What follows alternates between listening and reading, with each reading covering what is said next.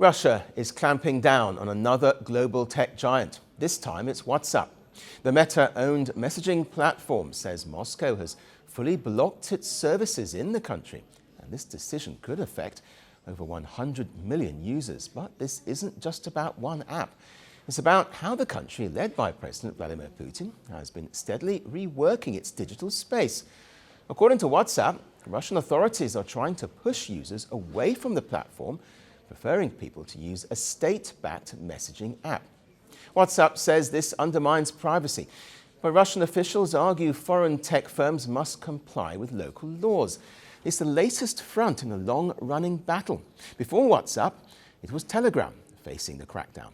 And on Tuesday, Russia's internet watchdog announced that access to Telegram will be restricted because Telegram has failed to remove what Russia deems to be terrorist content.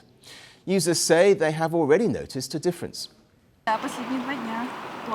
Yes, the last 2 days Telegram has been loading slowly, every day. It's the only messenger I use in everyday life. We have a different one for work anyways. I'll have to stay out of touch. I'm not planning to do that for now. I'm not considering it for myself.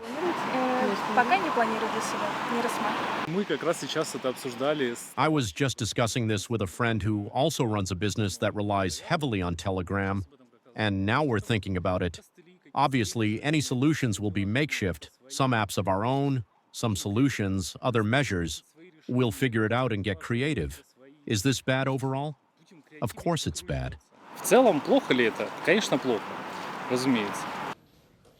Russia's fight with Telegram dates back to 2018. Moscow tried to block it after the platform refused to hand over encryption keys to security services. But Russians kept using the app through workarounds. By 2020, the Kremlin quietly lifted the ban, but then came 2022 and the war in Ukraine. Russia blocked Facebook and Instagram, accusing Meta of extremist activity. X, formerly known as Twitter, was also restricted. Apple and Google, too, were pressured to remove apps and content. YouTube has also been accused of waging an information war. And the broader policy is simple: digital sovereignty.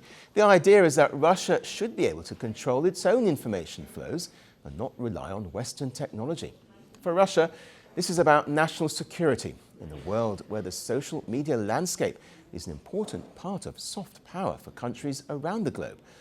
Rights groups argue that each ban or restriction narrows the space for dissent. And caught in the middle of this digital war are ordinary citizens. So from Meta to Telegram to Apple, Moscow's message is simple: operate under Russian rules or face the consequences. WhatsApp is not the first target and may not be the last. So the question is, does more domestic filtering of the internet make a country safer? Or does it make the internet less global or more open to government interference? For the Russian authorities, at least, the answer is clear. But for ordinary citizens, communicating online may become a lot more murky.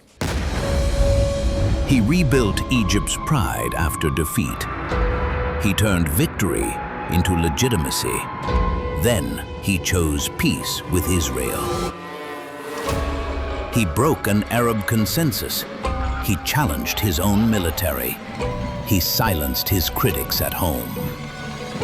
But then, one day, on a national parade ground, in front of cameras, in front of the world, gunmen stepped forward and killed Anwar Sadat. It changed Egypt overnight. The assassination, Saturday at these times, only on Firstpost.